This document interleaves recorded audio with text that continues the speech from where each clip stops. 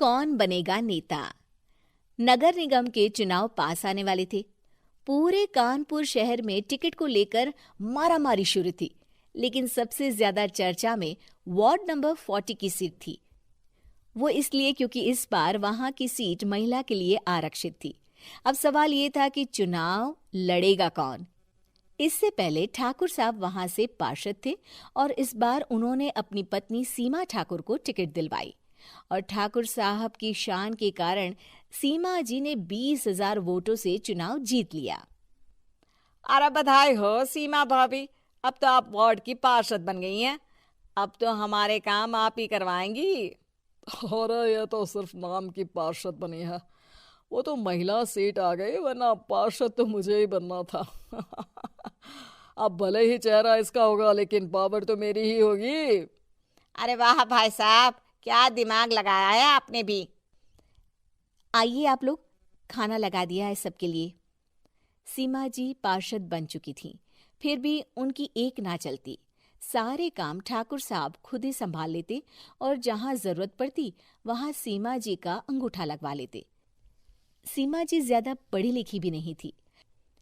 एक दिन ठाकुर साहब और सीमा एक प्रोग्राम में जाते हैं। अरे ठाकुर साहब, आप आ गए। ओहो, पार्षद मैडम भी आ गई हैं। स्वागत है आप दोनों का। लगता है हमारे पार्षद फंड का सही इस्तेमाल हो रहा है। चलिए अब उद्घाटन करते हैं। ये लीजिए ठाकुर साहब कैची, आप ही सबसे पहले प्रवेश कीजिए। सब लोग आगे निकल जाते हैं और सीमा जी पार्षद होने के बावजूद भी पीछे खड़ी रह जाती हैं। वो देखती हैं कि वेलकम बोर्ड पर उनका नाम है, लेकिन महिला होने के कारण कोई उनका सम्मान नहीं कर रहा। अगले दिन एक आदमी उनके घर आता है। अरे ठाकुर साहब नमस्कार। कल ना हम नोटिस किए कि हमारा घर तो अवैध है और नगर निगम वाले उसे तोड़ने आ रहे हैं। अरे कुछ कीजिए ना ठाकुर साहब। देखो भाई, मैं तो ज्यादा कुछ कर नहीं सकता, पर अगर तुम सबकी जेब गर्म कर दो तो कुछ हो सकता है। कुल मिलाकर 4 लाख लगेंगे। अरे 4 लाख ठाकुर साहब? अरे भाई, मैं अपने लिए नहीं मांग रहा हूँ। दरोगा है, इंजीनियर बाबू है, बड़े साहब है, सबको देना पड़ता है ना थोड़ा थोड़ा।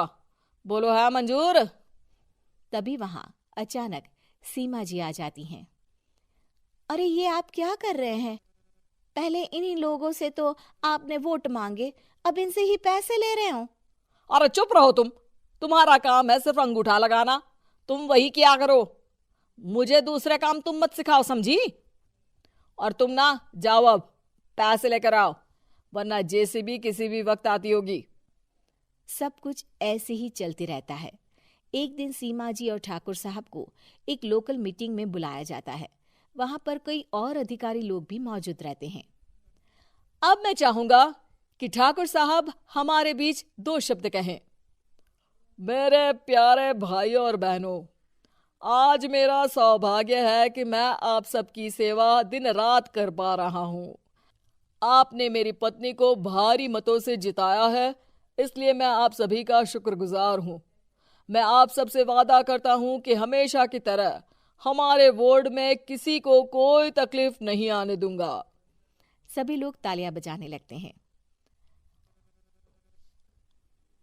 अब मैं माननीय पार्षद मैडम को स्टेज पे बुलाना चाहूंगा।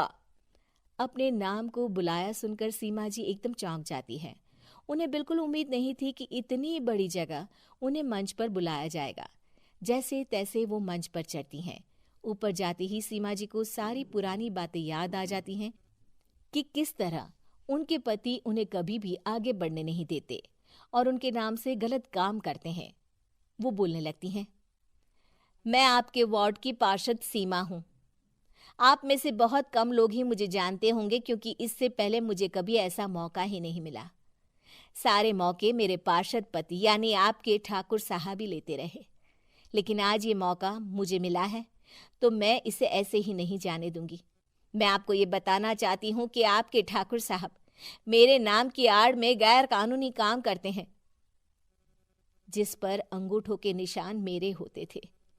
इसीलिए मैं अपनी गलती मानती हूँ और आज अपने पद से इस्तीफा देती हूँ, ताकि आगे से कोई गलत काम ना हो पाए। अब फैसला आप सबके हाथ में है कि आप हमें क्या सजा देना चाहते हैं।